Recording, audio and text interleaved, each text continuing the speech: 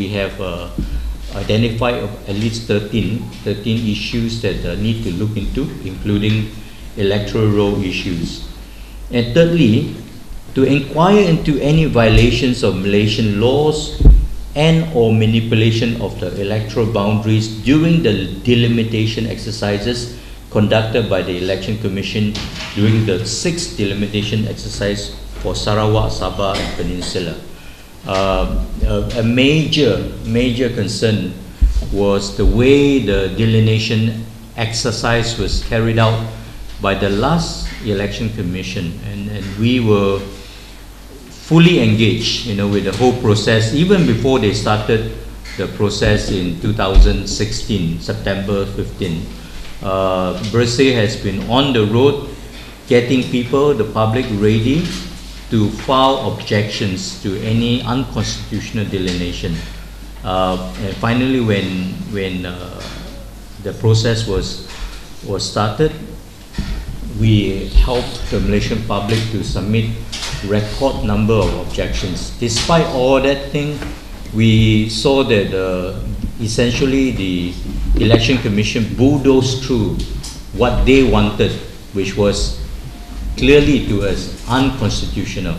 And that's why this RCI is so important to look into the delineation process. Secondly, the term of reference is to not just look into these different areas, but also to recommend any actions to be taken against the former Election Commission members and others who were complicit with regard to the findings. So if the findings proves and shows that there were misconducts, there were manipulation, there were frauds, then what sort of action should be taken against these EC members. There has to be consequence. There are laws that were broken, in our opinion, and I think the consequences need to be spelled out, and a strong recommendation put forth by the RCI panel. And also to get, in a way, the most out of an RCI. It's not just a fault-finding exercise and finger-pointing exercise, but we also want the RCI to then propose areas that need to be strengthened, reforms that are needed, so that we have a more robust election system at the end of this RCI. These are things that the RCI can consider, so that we have a complete scope for the RCI. So these are the term of reference in general that we are looking at. And we propose that the period of this investigation, this RCI, be from the 6th of May, which is the day after GE 13, 2013, to the 10th of May 2018, the day after GE 14. We propose a time frame such as this, so that there is a clear period that the RCI should look into, because otherwise, you can go on how many years do you want to go back. So we propose just focus on GE 14 and the actions that were taken in the build-up to make GE 14 less than free and fair. So as such, the commissioners who were in office before GE 14 must be investigated. This would include, but not limited to, because there were previous commissioners who has already stepped down midway and new ones stepped in. Okay, but certainly the last group of commissioners, all right, namely the chairperson, the former chairperson, Tan Sri Muhammad Hashim Abdullah, he was not covered for the tribunal to remove, because he has already removed even before Bersih mooted the tribunal. Now, why Bersih mooted the tribunal and not an RCI then? That might be a good question you will ask. So let me answer first.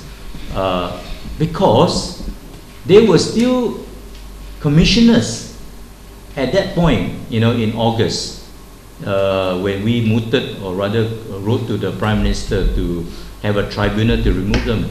The very same commissioners that conducted G14 is still commissioners serving there. So that's why we had to call for their removal and for a new team to be put in. And that was why it started with a tribunal and not an RCI. Okay, so now is the RCI, and it must include Tan Sri Hashim Abdullah, who was, to us, probably the most culpable person on the panel of commissioners, who was actively involved in the processes that led to a less than free and fair election. So he will be called back, and of course the other 6, which I won't read out their names as well.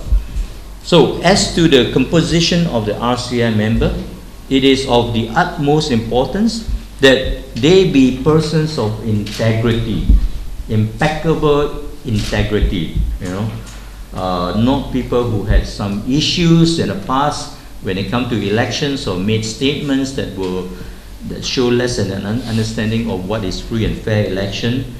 Unquestionable intellectual honesty, because really there will be many legal issues and data that were represented as evidence. So we need people who can really face those evidence and make a strong stand on those things. Courage and independence, who commands the confidence of the public. Now that's the whole point. In the Constitution, it's clearly stated that whoever is appointed to be commissioners, must be people who can command the confidence of the public confidence. And clearly, over the years, the Election Commission has lost that public confidence. Yeah. So whoever is on the RCI now must not be similar type of people, but people who command the confidence of the public. So they could comprise of former judges, law professors, lawyers, or credible members of the civil society as well, okay, to look into this matter.